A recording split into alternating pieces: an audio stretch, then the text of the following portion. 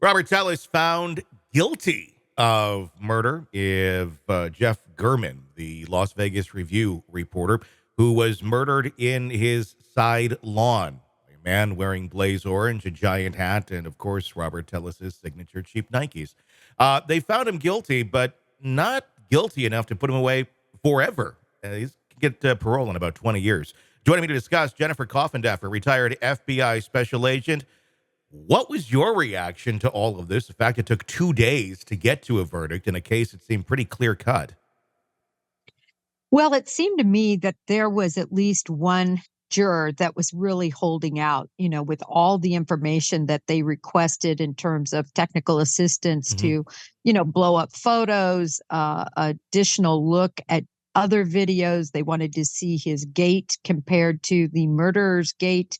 They were really looking closely at this. And I really, quite frankly, admire juries that do this. They have a man's life in their hands after all, and they should be making sure that they're 100% sure that there is no reasonable doubt in their minds. But I do believe, Tony, that 20-year parole was part of the negotiation that maybe went on with convincing that juror to plead guilty.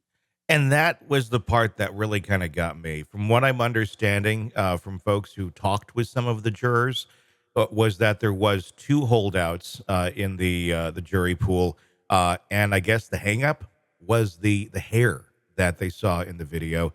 For some reason, they couldn't quite grasp that although Robert Tellis was wearing nothing short of a Halloween costume, that maybe he had a wig too, which only seems to make sense. Right, a wig and glasses. The defense attorney even mentioned the glasses, but it's obvious if you want to cover your face and disguise yourself, which was 100% his goal. He knew there was construction going on in that area, thus he donned that orange vest and had that huge hat on. There was no way to see whether he had a wig on at all, except for in that video in the vehicle, and I truly believe that that's what he had on. Construction in the area, does that explain the orange? Because I can't wrap my mind around why anyone would wear blaze orange to murder somebody in their yard. Yeah, I believe that was the goal. I think he had done his site surveys around that area, we know, and there was construction going on. And I think he wanted to fit in as some sort of construction worker. Why? Well, I guess it would be more fitting in than somebody from head to toe in black, right? A black mask and everything. I guess. I guess. I mean, you don't have to wear. You could just wear something normal, like somebody walking around. It's still. Oh, hey, there's a construction worker killing somebody in the yard over there. Still, you drive by. There's the blaze. Or you're gonna look like, oh, why is that construction worker in that yard killing someone? I don't think Robert Tellis is the brightest guy in the world with the decisions that he made, clearly. But he's one of those folks who believed that whatever he thought up in his mind was certainly going to be the right thing. Well, I think the big takeaway, Tony, in this case for all prosecutors should be you have to address these issues. Everyone knew that video was put into evidence. Everyone knew that it looked a little grainy and it looked like whoever was driving that car had hair. Just, nip it in the bud early when you introduce it. Let's take a listen to the prosecution talking about what exactly they believe should happen to Robert Tellis. This is let's take a look at the options first, then we'll talk about the prosecution, what they had to say about all of it. Good afternoon. We're now moving into the penalty phase of the proceedings. You'll probably be relieved to learn much shorter than the trial phase. And what you'll be asked to do as jurors at this point is decide what the appropriate punishment should be for Mr. Tellis. In Nevada, there are 3 possible punishments for first-degree murder. So as a group and individually, you'll be selecting amongst 3 possible penalties. The least severe penalty for first-degree murder in Nevada is a sentence of 50 years in the Nevada Department of Corrections with parole eligibility after 20 years has been served. That's the least severe sentence. The next sentence is a life sentence in the Nevada Department of Corrections, again with parole eligibility after 20 years has been served. And the most severe sentence possible in this case is a sentence of life without the possibility of parole.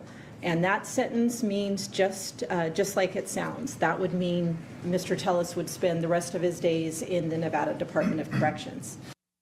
So what do you think it was that pushed them over the edge to say, okay, we will do the 20 years and then you're up for parole?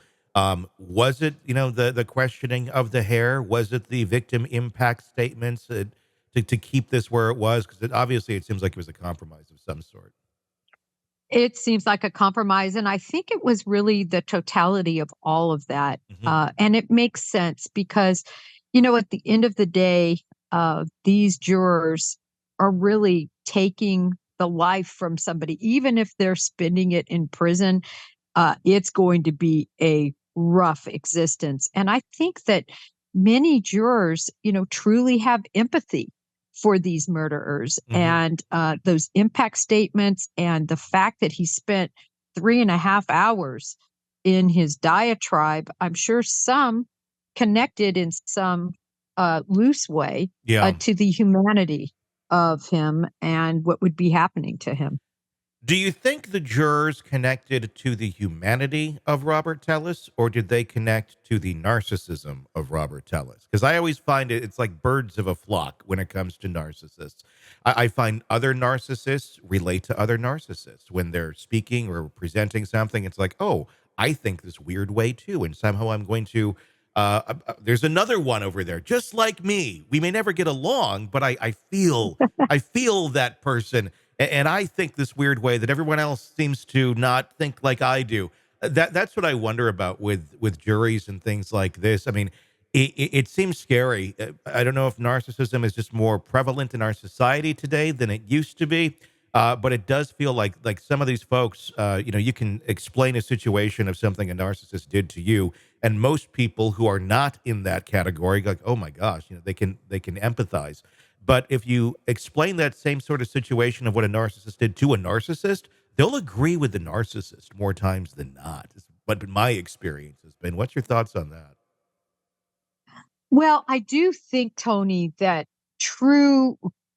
people that truly suffer from the disorder of narcissistic personality disorder are very rare. Again, I'm not a doctor, but just in speaking with doctors and dealing with them in different cases, I think it's actually fairly rare.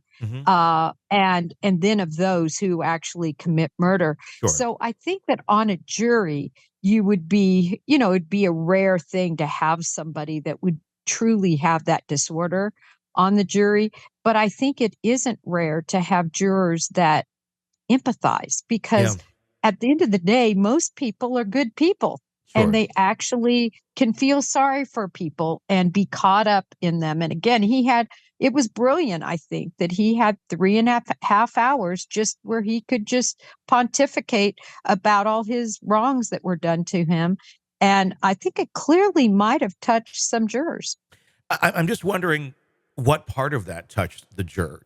Because at the end of the day, I still don't fully understand his story. I've been asking everybody, like, does anybody really grasp what he was trying to say or why he was being framed? Because, I mean, I guess in a twisted way, I kind of get it of the way he's thinking this all adds up, but it's like 1 + 2 doesn't equal 3 in his mind. It equals like 8 or something. And he's fully believing that.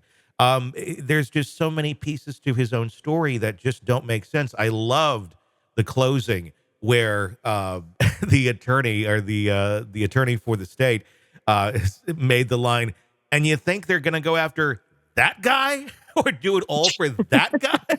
Like, everybody's going to put their life on the line, their career, their everything for that guy. That to me, I thought was very powerful. Yes, I think it is too. No, I agree with you. Look, his story was a hot mess. It was all over the place. It definitely tried to play up, this young person who built themselves self from nothing to achieving a law degree. I mean, he touched on a lot of things that I wonder if people could relate to. Hmm. You know, being a blue collar worker, if you will, and then achieving a law degree and then achieving, other things. Did that touch anyone? Did, his mannerisms in some way, you got me. But I'm just saying that in interviewing jurors at the end of trials, many of them have that strong piece of empathy, Hmm. and just the fact that the hair held at least two of these jurors up for that period of time told me, they were really dissecting to make sure that this was their man. Yeah, I mean, I get empathy. I feel like you're probably right, but there's also stupidity too, where it just feels like, okay, come on, people. Like, I can feel empathy for people when they deserve it. This is not a guy I feel empathy for. It just seems like he's just keeping digging and digging and digging. I have empathy for his kids. I have empathy for his wife that have this monster in their life. The kids have no choice. This is dad. This is the hand that you were dealt. But also, if you're the other parent and you're trying to protect those children, in my world, if somebody did this, and you're seeing this person for who they are, the last person I want around my kids is this guy. Even if he is dad, it doesn't make a damn bit of difference. What did you think of the wife going up there? I'm surprised they're even like still together. But what did you think of her testimony in the victim impact statements, asking for a lighter sentence so he can somehow, at some point in life, maybe be involved with his kids? Well, I think it was moving, and like you said, anyone who would get up and make such statements, either they're completely uh, baffled as well. In other words, they buy in to what he has to say, and they're just controlled and manipulated by him, which is what I think. Yeah.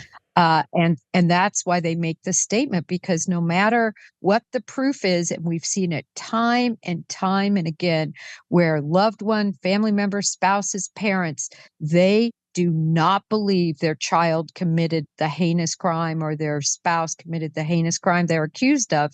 And it's because at the end of the day, they're manipulated Yeah. and they absolutely can't buy into it. Yeah, they're too close to the fire, and I do truly feel horrible for those people. I know I've been in the situation, not where anybody killed somebody, but where you're close to it, you don't see it because it's a slow, insidious thing with people like that. And until you're out of it, you're like, oh wow, I did not realize all of that.